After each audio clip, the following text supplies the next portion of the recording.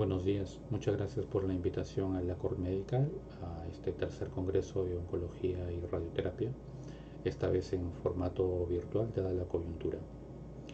Bien, a continuación vamos a presentar la evidencia científica actualizada sobre los fundamentos del uso de ascorbato en dosis farmacológica, su asociación con el metabolismo energético tumoral y su rol como posible agente radiosensibilizador y radioprotector en el tratamiento con radioterapia. Bien, como nosotros sabemos, pues más del 70% de los pacientes que tienen algún tipo de diagnóstico oncológico van a ser tributarios de radioterapia a nivel de cabeza y cuello, a nivel de tórax, a nivel gastrointestinal y a nivel genitourinario. Va a recibir radioterapia ya sea neoadyuvante, concurrente, radical, adyuvante o con fines paliativos. Sabemos pues desde ya que la toxicidad de la radiación sobre las células neoplásticas pues es efectiva. ¿Okay? Entonces la tecnología en desarrollo hasta el momento, esta es una técnica BIMAT, nos permite otorgar el máximo de dosis al target, al objetivo que yo deseo irradiar, pero siempre tiene la posibilidad de entregar dosis a tejido sano que está adyacente. Nosotros vemos en rojo, pues es la cantidad máxima de radiación que llega justamente donde yo quiero que llegue. O sea, 55 hasta 61 grays llegan a esta zona, que es donde yo quiero que esto se irradie, pero a su vez también se está irradiando en cantidades mínimas, pero se está irradiando 5, 10, 15, 20 grays alrededor de la zona del tumor en tejido sano. Entonces, definitivamente hay una mejor distribución de la dosis, pero también no es el único lugar que se irradia. Entonces, la dosis se distribuye, en este caso, a nivel de toda la estructura anatómica, en este caso. Recordando los principios de radiobiología, ustedes recordarán pues de que la mayor actividad de la radioterapia pues se da gracias al efecto indirecto de la radiación, es decir, la generación de radicales libres a partir de la interacción de los fotones, los electrones, los protones, bueno, la interacción que tenga el tipo de radiación que estamos nosotros utilizando con el agua o las demás estructuras proteicas, lipídicas del citoplasma, de las organelas o inclusive de las propias membranas celulares. Entonces, el mayor efecto se da en términos de la formación de radicales libres y un efecto menor es el efecto directo que tiene la radiación sobre las hebras del ADN. Le puede dañar una o puede dañar ambas. Entonces, esto pasa a nivel de las células tumorales en las cuales queremos conseguir ese efecto, pero también pasa en las células normales donde nosotros no queremos conseguir absolutamente ningún tipo de daño. Bien, radiosensibilización y radioprotección. Si nosotros tuviéramos la posibilidad de que la radiación únicamente realice ese efecto indirecto, esa formación de radicales libres y ese efecto directo, esa rotura de la estructura del ADN, de las hebras del ADN, únicamente en las células tumorales y no en las células adyacentes sanas, pues tendríamos una mayor posibilidad de tener un efecto terapéutico mayor. Si nosotros encontráramos una sustancia que podría mejorar este efecto, sería una sustancia radiosensibilizadora. Y si esa sustancia a su vez podría evitar el daño en estructuras adyacentes, hablaríamos de una sustancia que tenga una propiedad de radioprotección. ¿Ok? Entonces, cuando tengamos una molécula que pueda potenciar el daño de la radiación sobre estructuras tumorales, pues hablamos de una sustancia con un poder de radiosensibilización. y a su vez una sustancia que pues, pueda proteger al tejido sano del efecto deleterio de la radiación, pues hablaremos de una sustancia con efectos radioprotectores. Para explicar la asociación con el metabolismo energético del ascorbato, tenemos que recordar pues, cómo es el metabolismo energético convencional. Recordemos que las vías de señalización que son modificadas durante el cáncer son innumerables, es decir, cada vez conocemos más vías. Y si colocamos todas las vías que existen, pues en realidad este espacio quedaría muy pequeño. Todas estas vías están orientadas a la replicación celular, al ciclo celular, a la proliferación, a la mitosis, etc. ¿Ok? Pero para que se dé cualquier tipo de actividad a nivel celular, pues se requiere energía. Se requiere energía y la energía a nivel celular pues existe en forma de ATP, en forma de adenosín trifosfato. Entonces, ¿cómo nosotros generamos adenosín trifosfato en una célula normal y cómo nosotros generamos adenosín trifosfato en una célula neoplásica? La formación de ambas es completamente diferente. Vamos primero con una célula normal. El metabolismo energético, la generación de energía, la generación de ATP en una célula normal es dependiente en su mayoría de la respiración celular. Y la mayor de ellas está a cargo de un sustrato que todos conocemos, que es la glucosa. Esta glucosa pues ingresa por la membrana citoplasmática, por los receptores GLUT, y una vez dentro del citosol, pues mediante enzimas glicolíticas genera finalmente, después de muchos pasos, pues genera 2 moléculas de piruvato con la producción de 2 ATPs sin el uso de oxígeno. Este piruvato va a ingresar al ciclo de los ácidos tricarboxílicos o ciclo de Krebs y a la fosforilación oxidativa, donde sí va a utilizar oxígeno y donde su ganancia en ATPs va a ser mucho mayor, generando en su totalidad 36 moléculas de ATP por una molécula de glucosa. Entonces, el metabolismo energético de una célula normal es dependiente del oxígeno. Eso lo conocemos. Ahora, en cuanto a la obtención de energía de las células neoplásicas, habíamos comentado que es completamente diferente. Bien, para esto tenemos nosotros que recordar el efecto Warburg. El efecto Warburg explica de una manera mucho mejor la mayoría de transformación celular que existe en las células tumorales. El efecto Warburg se va a caracterizar por una mayor captación de glucosa y una secreción de lactato en células cancerosas, esto como resultado de la transformación metabólica en el tejido tumoral.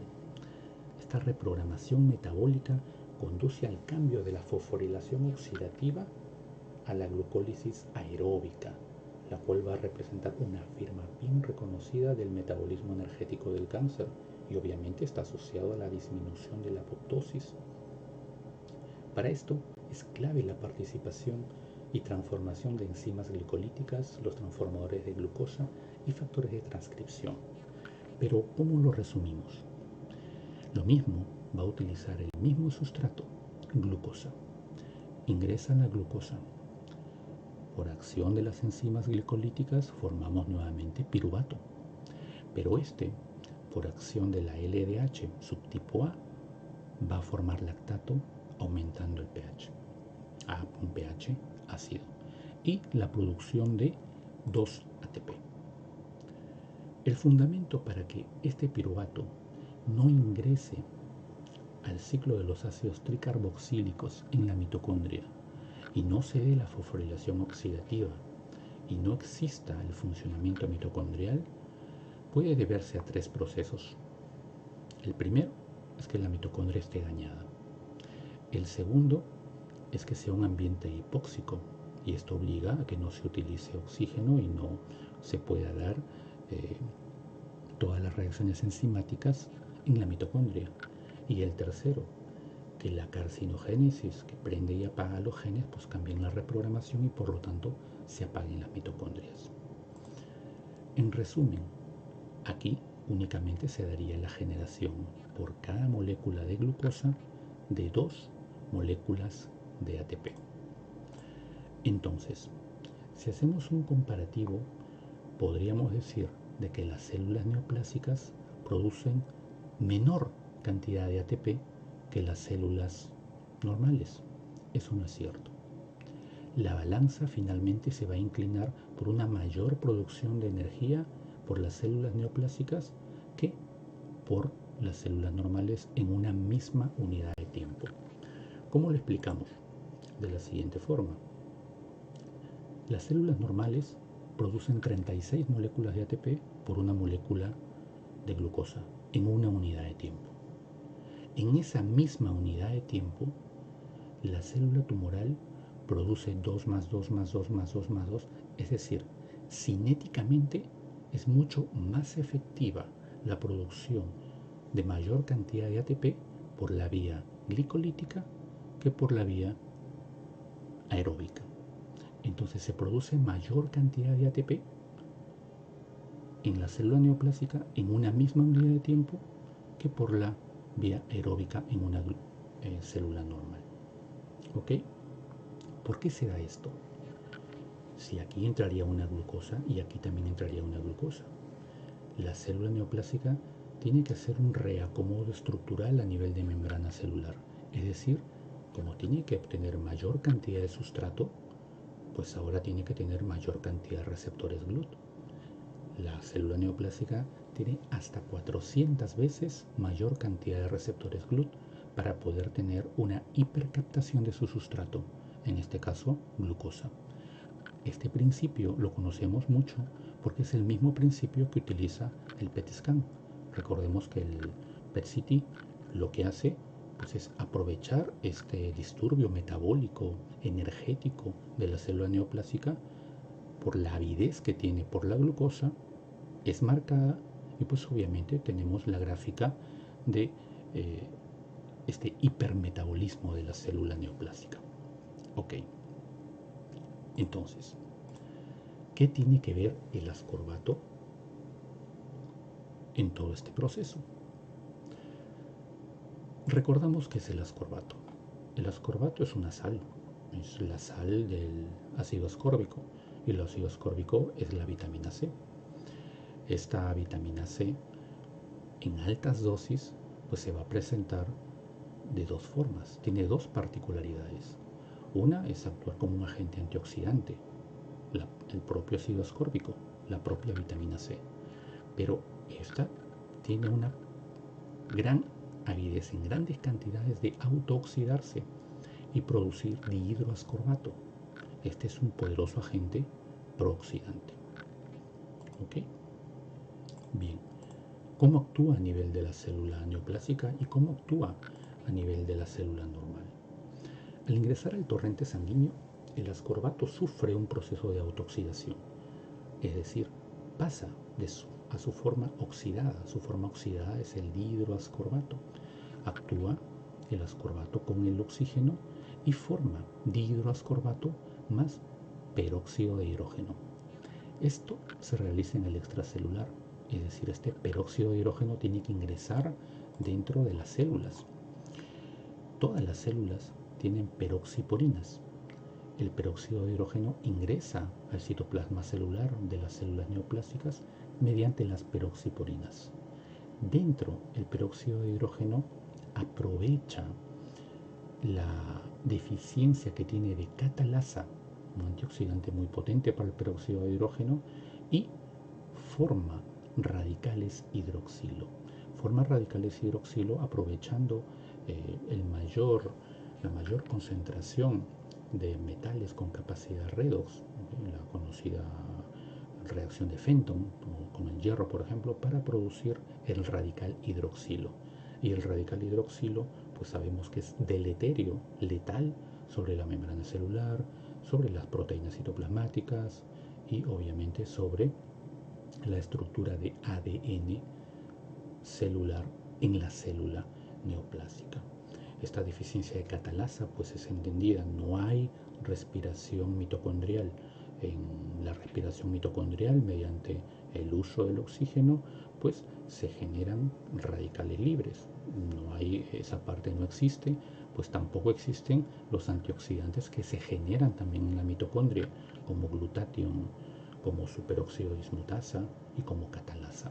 Entonces, el daño del peróxido de hidrógeno se da mediante esta afinidad que se tiene por las peroxiporinas ingresando al citoplasma y aprovechando la deficiencia de catalasa, reaccionando con metales con capacidad de reacción redox como el hierro y formando el radical hidroxilo. Bien, ¿qué pasa cuando el peróxido de hidrógeno pues ingresa dentro de la célula normal? Aquí la catalasa es completamente normal, así que es degradado muy fácilmente. ¿Es el único mecanismo de acción? No.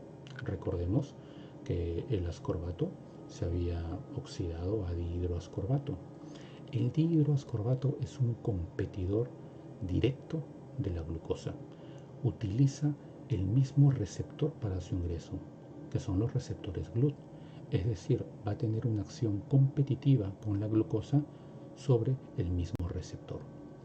Al ingresar el dihidroascorbato al citoplasma celular, pues este tiene que utilizar el glutatión citoplasmático para convertirse nuevamente en ácido ascórbico. ¿Sucede esto? Sí, pero en una muy baja cantidad. ¿Por qué? Porque recordemos que el glutatión también está casi depletado en la célula neoplásica. Entonces se queda como dihidroascorbato y reacciona formando una mayor cantidad de radicales libres, pero tiene otro beneficio. Es un competidor de glucosa, o sea, deja de lado el ingreso de glucosa al menos en el momento en que lo ocupa el receptor. Y recordemos que la célula neoplásica pues tiene sobreexpresado estos receptores, por lo tanto la captación de dihidroascorbato es mucho mayor. Bien, ¿qué pasa en la célula normal?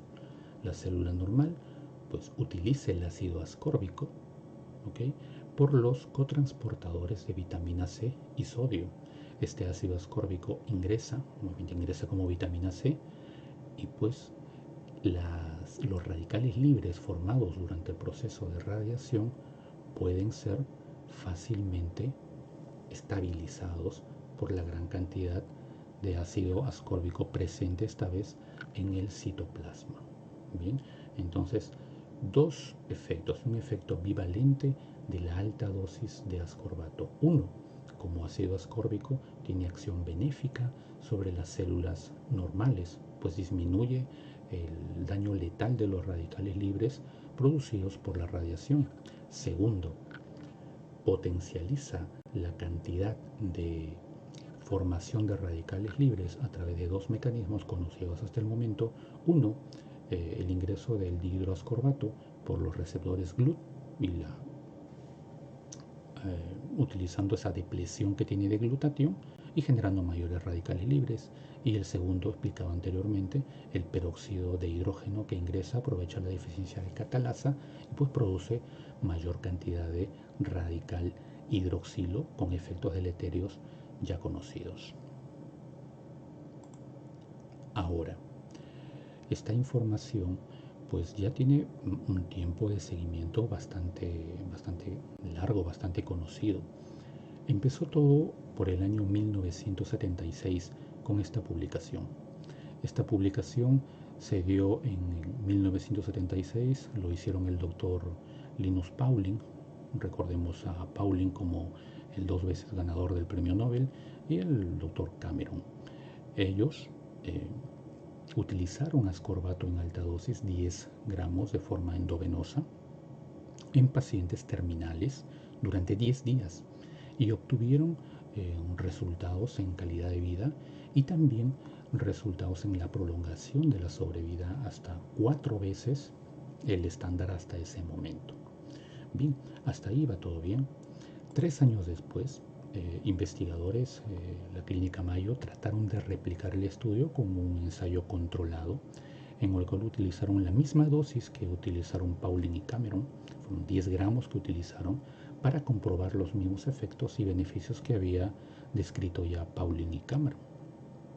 No lograron los efectos esperados, no lograron mejoría de la calidad de vida, no lograron aumentar la sobrevivencia, pero hay que acotar aquí que en este estudio se utilizó vitamina C por vía oral, o sea, los 10 gramos fueron por vía oral. Actualmente sabemos que estos dos estudios fueron completamente diferentes. El estudio de Pauling fueron 10 gramos por administración endovenosa y el estudio en la clínica Mayo fueron 10 gramos por vía oral, ambos durante 10 días. Actualmente sabemos que la farmacocinética y farmacodinámica de la vitamina C, del ácido ascórbico y de cualquier sustancia, pues en realidad es diferente por vía oral que por vía endovenosa. Por vía oral tenemos que sortear la limitante del intestino, mientras que por vía endovenosa directamente genera el efecto. Por vía oral podemos llegar a un pico máximo de tener en circulación hasta 2 miligramos por decilitro de vitamina C, de ácido ascórbico. Pues no generamos dihidroascorbato. Recordemos que el dihidroascorbato y la formación de peróxido se genera con altísimas dosis de vitamina C, lo cual sí sucede con la vía endovenosa, en las cuales podemos llegar hasta 350-450 miligramos por decilitro, es decir, 2 órdenes de magnitud, es decir, 200 veces más la cantidad de ácido ascórbico circulando en sangre. Definitivamente los dos estudios no tienen ninguna posibilidad de comparación. Bien, actualmente, y para regresar al tema, pues este estudio es el primero que se realiza utilizando altas cantidades de ascorbato, radioterapia en cáncer de páncreas. Y lo que intenta es demostrar la radioprotección y la radiosensibilización del uso de ascorbato con radioterapia. ¿Cómo se realizó? Bueno, los pacientes fueron seleccionados previamente. El tratamiento estándar se utilizó gemcitabina con radioterapia y altas dosis de ascorbato de sodio. ¿Okay?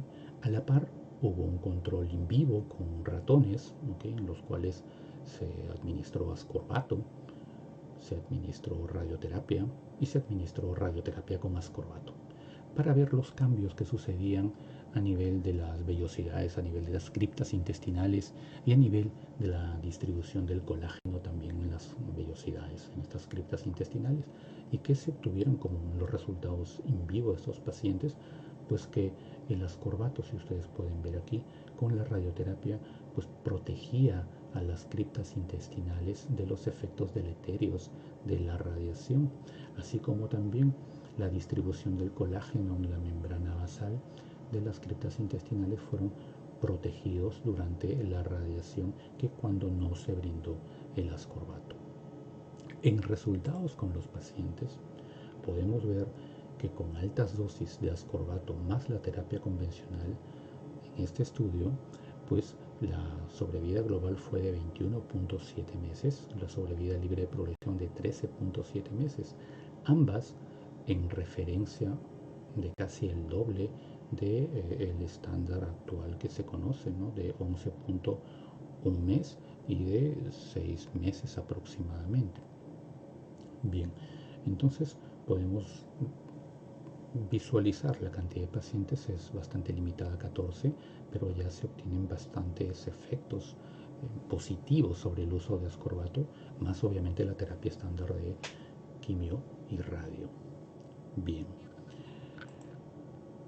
en mi experiencia personal con el uso de ascorbato de sodio asociado a radioterapia, puedo presentar los siguientes casos al momento. Este es un paciente con diagnóstico de cáncer de páncreas, 45 años, pues que es evaluado en abril del 2019. El paciente presentaba abscesos hepáticos, una hidronefrosis derecha severa, se alimentaba por zona nasogástrica, caquéctico totalmente, y pues con una tumoración en páncreas que involucraba ganglios linfáticos comprometidos, etc. Bien, el paciente estaba prácticamente tributario de cuidados paliativos. El paciente pues se realizó tratamiento con radioterapia únicamente. Llegamos a una dosis de 62.5 grays en el caso de este paciente. No recibió quimioterapia, pero recibió altas dosis de ácido ascórbico durante el tratamiento y como mantenimiento. Este es un control en noviembre del 2019, donde podemos ver pues, que el hígado tiene una mejoría bastante buena, ¿no? Ya no se observa prácticamente daño a nivel hepático. A nivel renal se mantiene la hidronefrosis severa, pero un mantenimiento muy bueno. El tumor es estable, redujo inclusive en volumen. Las adenopatías pues ya desaparecieron felizmente, al menos en imágenes, obteniendo pues un resultado favorable luego de 7 meses de tratamiento. Es un paciente de 62 años con neoplasia maligna de estómago, un adenocarcinoma de estómago, pues que se le dio el tratamiento convencional de radioterapia y quimioterapia, ¿okay? Y vemos de forma comparativa la disminución asociada a ascorbato, obviamente, y vemos de forma comparativa la disminución de la captación metabólica en octubre del 2019, ¿no? Un sub de 7.9 a un sub de 4.1. Hay que destacar aquí que tanto el paciente con cáncer de páncreas, con la dosis de radioterapia que se le brindó, como el paciente con cáncer gástrico, pues no desarrollaron toxicidades gastrointestinal durante el tratamiento ni después del tratamiento. Bien, este caso es un caso muy particular, es una paciente de 37 años de edad que diagnosticada con glioblastoma multiforme en julio del 2019. La paciente empieza el tratamiento 3 meses después, en septiembre, una lesión talámica izquierda biopsiada. Tiene 2 lesiones, la otra es frontal izquierda, pero esta corte es más abajo, no la podemos apreciar aquí. Entonces el paciente no es tributaria de cirugía. La paciente ingresa a tratamiento convencional con radioterapia, quimioterapia y ascorbato de sodio alta dosis. Es multihidratada, cámara hiperbárica, radiocirugía, antiangiogénicos. Y actualmente este es un control en octubre del 2020, donde se observa la lesión, se ha corregido la línea media inclusive, se observa la lesión bastante estable, ¿okay? Y con una respuesta pues aceptable al momento, que ya tiene una sobrevida pues mayor a 14 meses. Pero bien, actualmente hay estudios que están en curso con el uso del ascorbato, que lo presentamos a continuación, no solamente a nivel gastrointestinal, no solamente a nivel del sistema nervioso central, ¿okay? A nivel de cáncer de mama, a nivel de cáncer de páncreas, a nivel de cáncer de ovario, ¿okay? Hay un estudio en curso en glioblastoma, un estudio que empezó en el 2017 y acaba en el 2023. Aquí se está utilizando radioterapia, temozolomida y el uso de vitamina C en altas dosis, tanto durante como después del tratamiento, ¿okay? Ese estudio de acá pues nos lleva a pensar ya más allá de ello, ¿no? Es un estudio que se está haciendo en cáncer de colon en pacientes con KRAS o BRAF mutados, pues que no tienen muchas opciones de tratamiento, y se está utilizando el ascorbato de sodio como droga única, ¿no? Esperemos tener resultados positivos en el 2021. Les recomiendo revisarlo. Pero no solamente tumores sólidos, ¿okay? También están en curso estudios en tumores no sólidos, leucemia, linfoma, leucemia mieloide, ¿okay? Tanto en asociación con quimioterapia como droga única. Bien, entonces estamos hablando pues que el ascorbato de sodio en alta dosis pues está teniendo un efecto radiosensibilizador y radioprotector cada vez con mayor evidencia. Por una parte, adicionalmente a ello, como una sustancia multidimensional que actúa protegiendo las células normales y aumentando el efecto radiobiológico en la generación de radicales libres de la radioterapia, pero además también protege las estructuras del colágeno. Recordemos que en el cáncer, pues el aumento de la resistencia de la matriz de la membrana basal va a hacer que el efecto de las metaloproteinasas de matriz 9, la famosa MMP9, pues pueda disminuir y así disminuir también la capacidad invasiva de las neoplasias. Entonces todo esto hace que el uso de esta molécula sea bastante prometedora. Ya tendremos respuestas más adelante. Al momento, pues les adjunto la bibliografía consultada para que puedan revisarlo por ustedes mismos.